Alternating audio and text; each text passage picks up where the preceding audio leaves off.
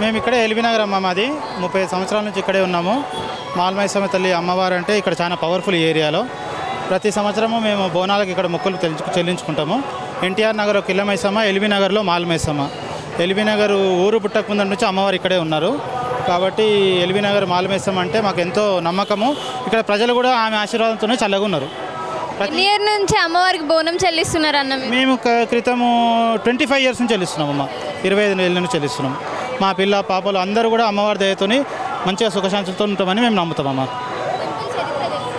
Temple చరిత్ర తెలియదమ్మా. మేము రాకముందరి నుంచే ఉందమ్మా, ఎన్నో సంవత్సరాల నుంచి ఉంది, ఎప్పటి నుంచో ఉన్నది. ఇంకా ఈ రోడ్ వైడనింగ్లో ఇదంతా మొత్తం సెట్ అయింది. కానీ ఒకప్పుడు అమ్మవారు బయటికే కనబడుతుండే మేము మొదల్లో వచ్చినప్పుడు. ఇప్పుడు అదంతా కట్టేసి చేసి రోడ్లన్నీ వెడల్పోయినందుకు ఓ గుడిలాగా అయిందమ్మా. అప్పుడు కొండ అవన్నీ బయటనే కనిపిస్తుండే.